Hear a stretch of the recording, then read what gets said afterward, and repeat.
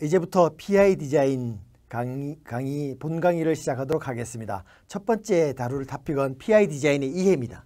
PI 디자인의 이해인데, 자, 그러면 PI 디자인이라고 하는 건 뭐냐를 먼저 이제 설명을 드리면, PI는 뭐냐? PI는 파워 인테그리티의 준말이고요. 우리말로 하면 전원 무결성이라고 합니다. 자, 그럼 PI 디자인이라고 하면 뭐냐 하면, PI 디자인은 어떤 우리가 전자 시스템이나 아니면 PCB 이런 것을 설계를 할 때 파워 인테그리티를 고려한 설계를 하는 걸 PI 디자인이라고 얘기를 합니다. 자, 가장 먼저 보면 우리가 보면 사람의 심장은 이렇게 여기서 항상 쿵쿵쿵쿵 하면서 계속 뛰고 있고요. 그리고 돌부처의 심장이 쿵쿵쿵 하고 뛴다면 이거는 보통 심각한 일이 아닐 수 있죠.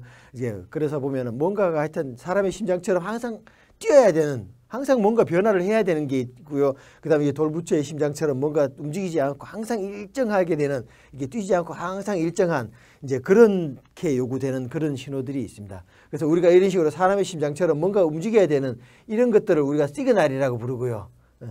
시그널이라고 부르고요. 그다음 파워 같은 경우에는 이제 돌부처의 심장처럼 변하지 않는, 변함없는, 한번 5V가 유지되면 끝까지 5V로 계속 가고요. 한번 1.8V로 우리가 세팅을 하게 되면 1.8V로 처음부터 끝까지 1.9 됐다가 1.7 됐다가 흔들림도 없이, 아니면 전체적으로 1.7로 쭉 떨어져서 유지하지도 않고 그냥 1.8V를 계속 유지할 수 있는 이제 그런 뭔가 변함없는 이제 그런 정도의 어떤 이제 신호 파형들, 전원 파형들이 요구됩니다.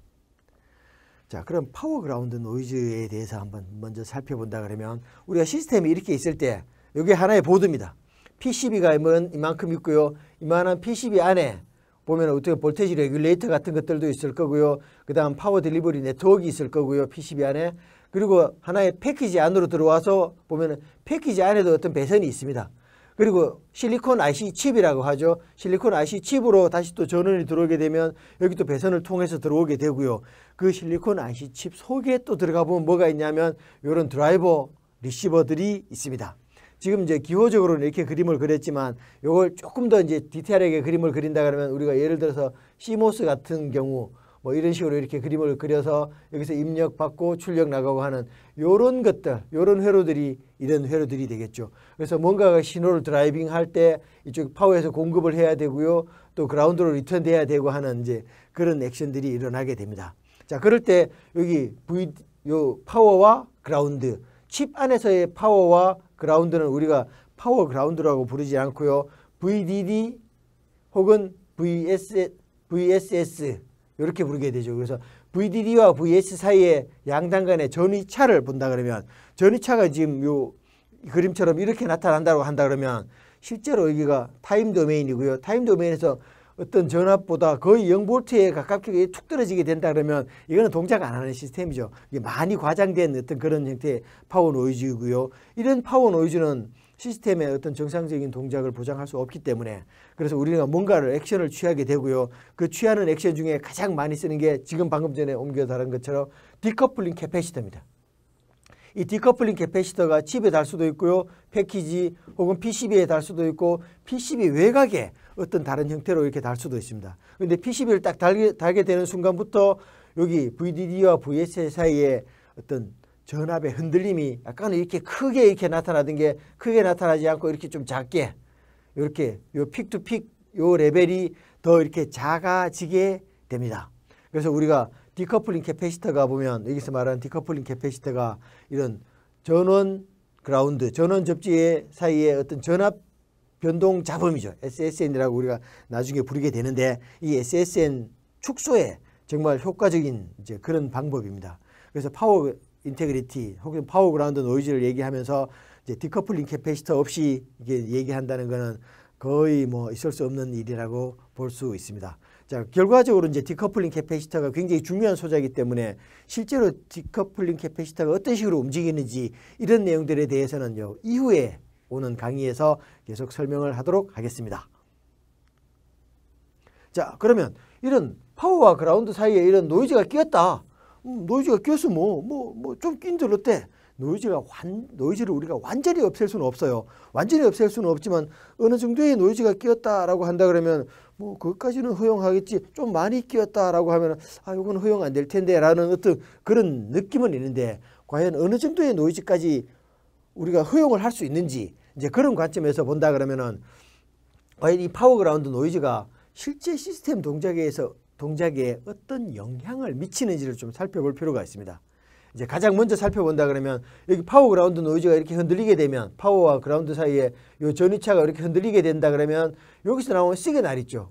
시그널도 이런 식으로 흔들리게 됩니다. 시그널이 이렇게 예쁘게 이렇게 나와야 되는데요. 이제 파워그라운드 노이즈 때문에 뭐 이렇게 나온다거나 아니면 뭐 이렇게 나온다거나 중간에 이렇게 오고 심지어는 가만히 이런 상태에서 보통 때는 이렇게 움직이지만 이런 정도로 파워그라운드 노이즈 때문에 또 끼이기도 합니다. 물론 파워그라운드 노이즈뿐만 아니라 뭐 크로스톡이라든가 다른 것 때문에 좀 끼이기도 하는데요. 어쨌든 이런 것들이 영향을 주게 됩니다. 이제 위로 튀는 거는 문제 없지만 만약에 예를 들어서 밑으로 이렇게 튀었다라고 한다 그러면 이 구간을 하이라고 인식을 해야 되는데 요 밑으로 푹 튀는 이런 것들 때문에 하이라고 인식 못하는 이제 그런 수가 생기죠. 이제 그래서 이건 로직이 정말 페일 되느냐 마느냐 이런 관점에서 이렇게 보는 거고요. 그러면 로직은 다 패스되긴 한다. 지금 요 오른쪽에 보이는 그림처럼 여기 파워그라운드 노이즈가 없을 때고요. 파워그라운드 노이즈가 있을 때인데 여기 가보면은 지터가 생겨요. 지터가 여기처럼. 지터가 생기면 요 아이 오픈 사이즈 요게 더 작아지게 되는 거고요. 그렇게 되면 하이스피드 동작을 할 때 시그널이 하이스피드 동작을 할 때 마진이 좀 부족하게 되는 좀 그런 일이 발생을 해요. 그래서 보면은 어떤 제품은 한번 만들어 놓으면 10년 동안 동작 잘하는데 어떤 제품은 한 몇 년에 한 번씩 이렇게 푹푹 꺼진다거나 이렇게 되면 문제가 되죠. 그냥 보통 지금 제가 쓰고 있는 이 프리젠터 같은 것들 뭐 이렇게 눌렀는데 뭐가 안 움직인다라고 해서 그럼 안 움직이면 한 번 더 누르면 되죠. 이런 거는 이제 크게 심각한 문제로 와닿지는 않는데 예를 들어서 자동차다. 아니면 항공기 비행기다. 비행기가 날아가는데 10년에 한 번씩 엔진이 꺼진다라고 한다 그러면은 굉장히 심각한 문제죠.